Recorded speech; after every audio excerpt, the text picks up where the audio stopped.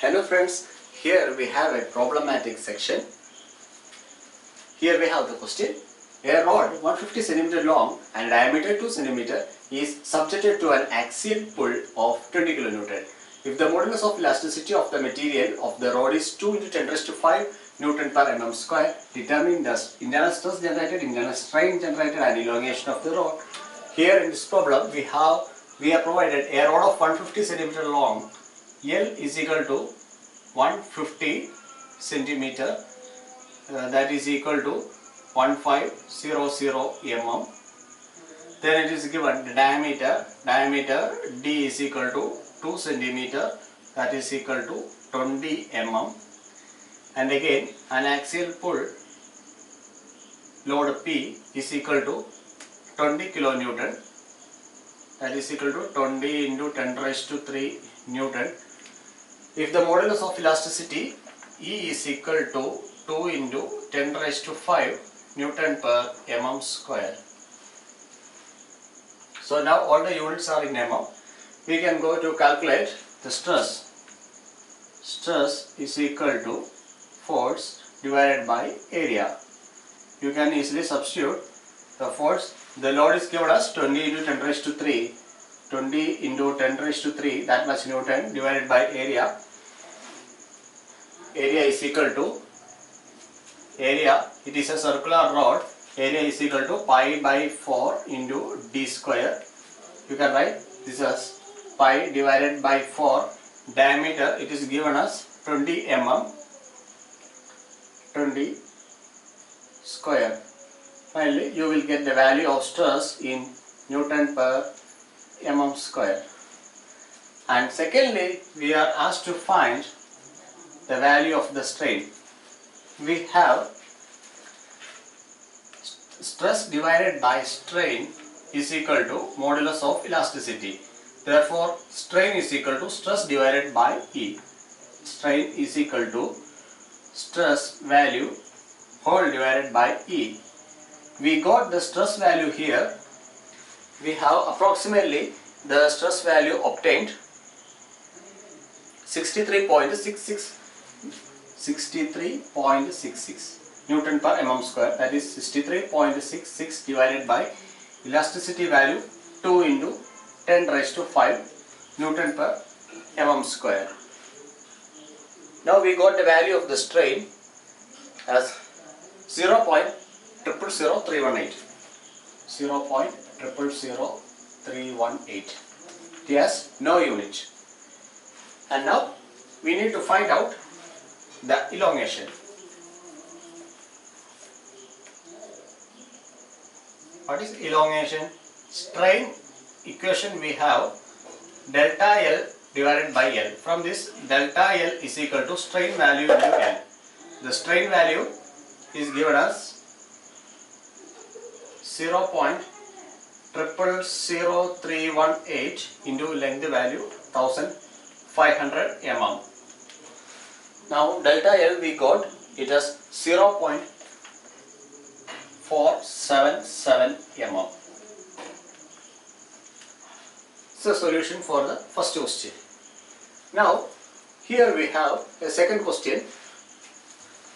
I will read the question for you. There is a steel bar and an aluminium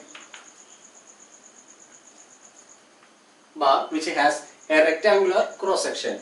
So here we have a rectangular cross section for steel and a rectangular cross section for aluminium. Axially, a load P is acting downwards.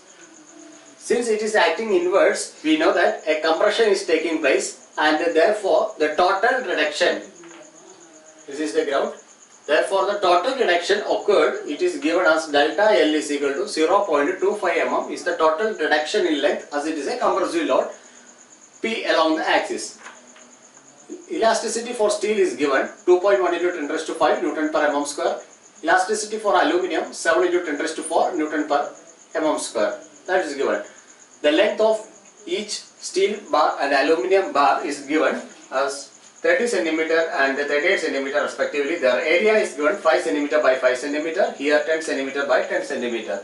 Now we can calculate the load P. we are asked to find out the value of the P. It's easy to find out. So we can write the given data.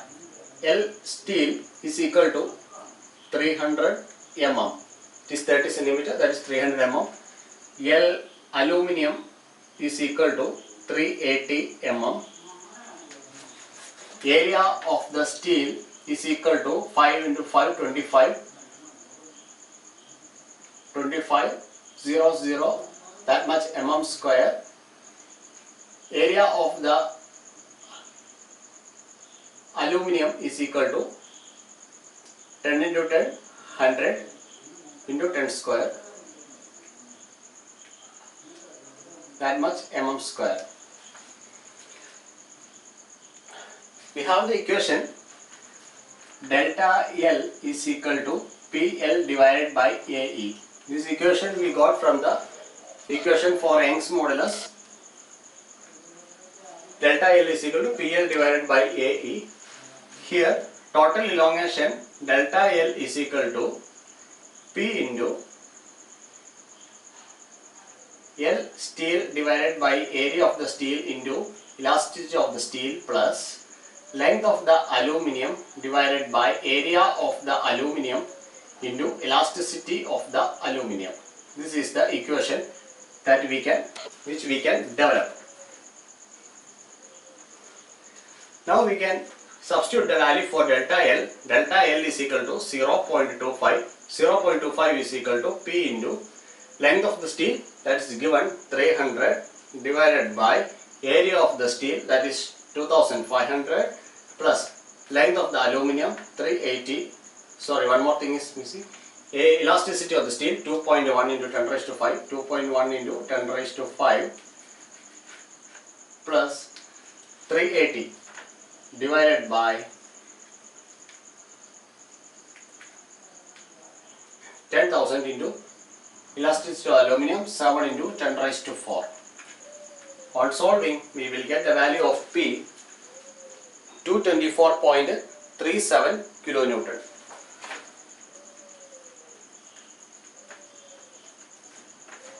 This is how we are solving the basic problems coming under properties of the solids. Okay, thank you.